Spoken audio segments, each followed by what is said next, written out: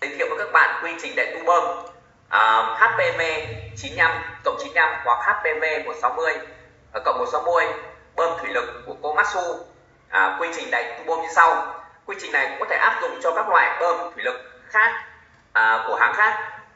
Thứ nhất, bước đầu tiên các bạn phải chuẩn bị các công cụ, dụng cụ cũng như nguyên vật liệu để chúng ta đại tu bơm. Bước thứ hai, sau khi chúng ta có rồi thì chúng ta phải đi vệ sinh bơm. Bước thứ ba, sau khi vệ sinh rồi thì chúng ta sẽ tháo lắp, tháo ra để chúng ta chuyển sang bước 4, đó là bước kiểm tu. Bước này thì các bạn phải nhớ là chúng ta kiểm tra bằng mắt, bằng tay, bằng kinh nghiệm cũng như bằng các dụng cụ đo, các bảng biểu tiêu chuẩn để chúng ta so sánh, cũng như là các thiết bị điều khiển để đo đạc.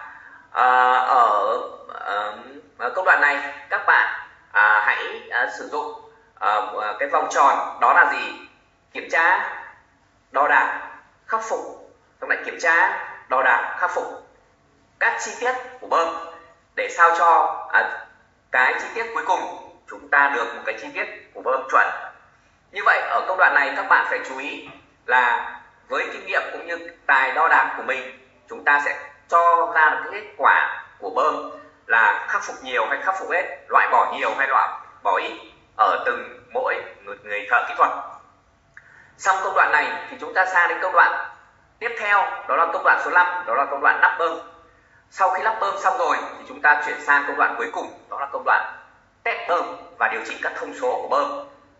Ở công đoạn này tùy theo đơn vị cũng như tình hình điều kiện thực tế, có một số đơn vị thì họ có thể mang bơm lên test ngay tại trên máy thử, hoặc cũng có đơn vị họ mang bơm của chúng ta lắp luôn trên động cơ hoặc trên xe để chúng ta test.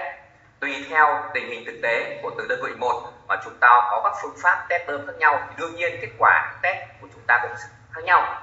Vì vậy ở đây tôi chỉ tóm tắt các bước chính trong quy trình đại tu bơm gồm có 6 bước như trên.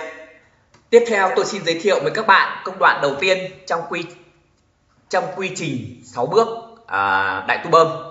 Đầu tiên chúng ta chuẩn bị nguyên vật liệu, tool, các công cụ hỗ trợ để chúng ta đại tu bơm. Bước 1, như vậy là các bạn phải chuẩn bị thứ nhất là tời hoặc là paleo, để tức là tóm lại để các bạn vận chuyển làm sao cho bơm được một cách nhẹ nhàng. Các bạn có thể sử dụng các loại tời cũng như là palang khác nhau. Tiếp theo đó là dụng cụ thứ hai không thể thiếu, đó là máy bơm nước áp lực cao, tối thiểu từ 5 cân đến 50 cân, tùy theo mục đích các bạn sử dụng máy bơm nước để rửa sạch đơn thuần hoặc để xử lý ngay bề mặt của sơn, không cần đi phun cát. Công đoạn tiếp theo các bạn cần chuẩn bị đó là dích gá để chúng ta đỡ bơm cũng như là xoay bơm. Dích gá này có nhiều loại bằng tay, loại bằng điện. Đó, các bạn cần phải chú ý. Và tiếp theo các bạn phải chuẩn bị các tool, tức là các dụng cụ để chúng ta tháo lắp bơm. Tùy theo mỗi loại bơm, từ khẩu 4 đến 36 hoặc 40. Các bạn chú ý. Một phần không thể thiếu đó là các nguyên vật liệu, ví dụ như là cát loại nhỏ cũng như là thuốc thử để chúng ta kiểm tra bề mặt tiếp xúc của bơm. Đó là những các nguyên vật liệu để hỗ trợ quá trình đại tu bơm. Và phần cuối cùng trong vấn đề chuẩn bị đó là các tài liệu, các bản biểu tiêu chuẩn để chúng ta kiểm tra, cũng như là các số chi tiết, passbook, và cũng như là hướng dẫn cách chúng ta tháo lắp bơm như thế nào. Tiếp theo tôi xin giới thiệu với các bạn công đoạn 2 trong quy trình đại tu bơm thủy lực của Komatsu, đó là công đoạn làm sạch. Ở công đoạn làm sạch này các bạn cần chú ý, trước khi làm sạch thì chúng ta phải marking, tức là chúng ta bịt những các vị trí mà chúng ta không cần thiết làm sạch, ví dụ như là các cổ hút, hoặc là cổ xả của bơm, hoặc là các đầu nút của ốc, nút bịt, thì chúng ta bịt lại. Mục đích để cho làm gì? Để chúng ta khi chúng ta bắn cát hoặc chúng ta ngâm vào tẩy dầu, tẩy hóa chất, tẩy sơn, thì chúng ta các hóa chất không chui vào trong. Đó. Như vậy là chúng ta phải marking trước khi công đoạn làm sạch. Tiếp theo là chúng ta sang đến công đoạn làm sạch. Tùy theo cái quy trình của các bạn là làm sạch đơn chiếc hoặc là nhiều, thì chúng ta sử dụng các công đoạn làm sạch khác nhau. Ở đây tôi xin giới thiệu với các bạn công đoạn làm sạch bằng cát. Cát ở đây là bi sắt nhỏ đấy ạ, các hạt sắt nhỏ, hoặc các bạn có thể dùng cát công nghiệp để các bạn làm sạch cũng được. Đó, các bạn cho bơm vào buồng phun cát và các bạn phun, và các bạn cũng có thể cho bơm vào chất tẩy rửa để các bạn tẩy rửa hóa chất bằng hóa chất bề mặt của bơm. Sau đó thì các bạn sẽ mang ra các bạn kiểm tra xem là bề mặt của quá trình làm sạch đã được đạt yêu cầu chưa. Đấy. Sau tiếp theo là các bạn mang đi, các bạn dùng súng phun nước để các bạn vệ sinh lại một lần nữa cho sạch sẽ. Đó. Sau đó các bạn có thể dùng súng phun nước ở đây áp lực khoảng từ 3 đến 4 cân hoặc 5 cân tùy theo điều kiện cũng như là cái quy trình làm sạch của các bạn. Tiếp theo nữa là các bạn mang ra, các bạn kiểm tra và tháo marking. Như vậy chúng ta đã kết thúc cái quá trình làm sạch vệ sinh bề mặt của bơm ở công đoạn này. Công đoạn tiếp theo tôi xin giới thiệu với các bạn, đó là công đoạn thứ 3, đó là công đoạn tháo bơm. Công đoạn tháo bơm này chúng ta cũng có thể chia rất nhiều công đoạn nhỏ ở bên trong. Vì vậy là ở đây tôi chỉ nói tóm tắt, các bạn có thể hiểu như sau. Đầu tiên chúng ta gá bơm lên trên các bề mặt, gá bơm lên trên dích. Sau đó chúng ta tháo các chi tiết nhỏ ở xung quanh bơm. Các bạn nhìn thấy là trên hình chúng ta gồm đó là những cái chi tiết mà chúng ta cần phải tháo hoặc là phải lới trước khi chúng ta tháo rời nó hẳn ra. Đầu tiên chúng ta tháo những cái gì nút thở, cũng như là những cái ốc bịt. Đó. Sử dụng các tool khác nhau để chúng ta tháo các ốc đó ra cũng như các van đó ra. Đấy, tháo LS van hoặc là PC van. Đó. Rồi là tháo ốc từ ở dưới dưới thân bơm trước và sau. Đó. Rồi tháo hai cái ốc dầu, xả dầu ở bơm trước cũng như là bơm sau. Chúng ta tháo ra. Rồi là tháo LS van, chúng ta cùng tháo ra. Tóm lại những cái chi tiết nhỏ ở xung quanh bơm chúng ta tháo. Như vậy chúng ta đã tháo xong cái phần những chi tiết nhỏ xung quanh bơm. Chúng ta sang công đoạn tiếp theo, đó là tháo từng phần của bơm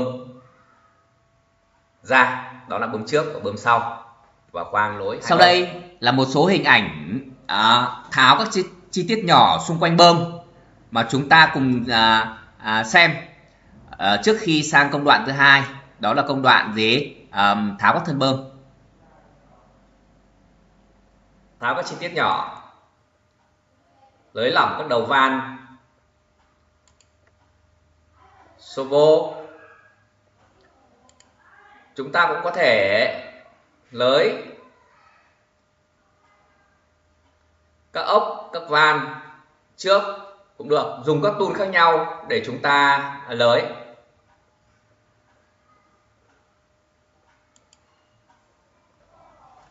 Công đoạn tiếp theo tôi xin giới thiệu với các bạn ở trong cái công đoạn 3 này ấy, sau khi chúng ta tháo các chi tiết nhỏ xung quanh bơm ra rồi thì chúng ta tháo từng phần của khoang bơm ra, đó là bơm trước, bơm sau, và khoang lối giữa hai bơm. Chúng ta dùng tool để tháo các ốc ở khoang lối thân bơm ra một cách nhẹ nhàng, tháo đều. Sau đó thì chúng ta di chuyển dùng tời hoặc là dùng cẩu lâng để chúng ta tháo nắp nhẹ nhàng giữa các khoang bơm ra với nhau. Như vậy chúng ta đã tháo được các khoang bơm với nhau. Mời các bạn xem các video mà chúng ta thực hiện. Tiếp theo, ở công đoạn treo bơm lên để chúng ta tách bơm trước, bơm sau và khoang lối ra.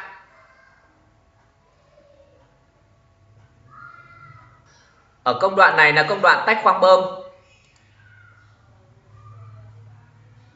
Chúng ta tách bơm từng khoang một.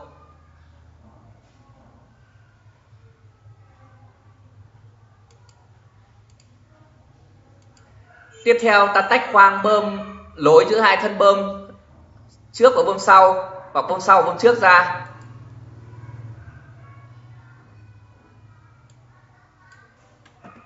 Ở công đoạn này các bạn cần tháo. Như vậy chúng ta được hai khoang bơm sau và bơm trước, bơm sau và khoang lối ra. Ở công đoạn này là công đoạn rửa bơm. Chúng ta chuẩn bị bơm cho ra xe để chúng ta rửa.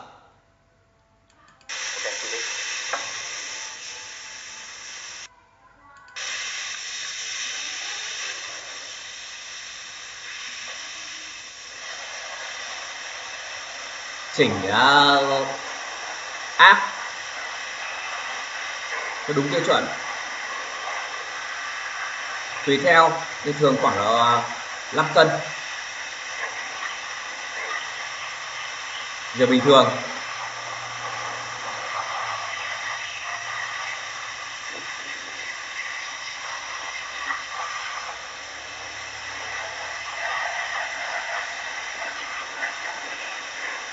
Như vậy tôi đã trình bày xong với các bạn các công đoạn chính của quy trình đại tu bơm HPV 95 cộng 95 hoặc HPV 160 cộng 160 bơm thủy lực của hãng Komatsu.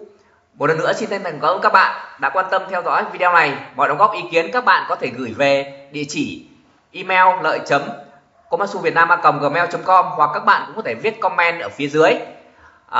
Xin chân thành cảm ơn các bạn. Các bạn có thể xem các video tiếp theo về quy trình đại tu bơm ở công đoạn tháo lắp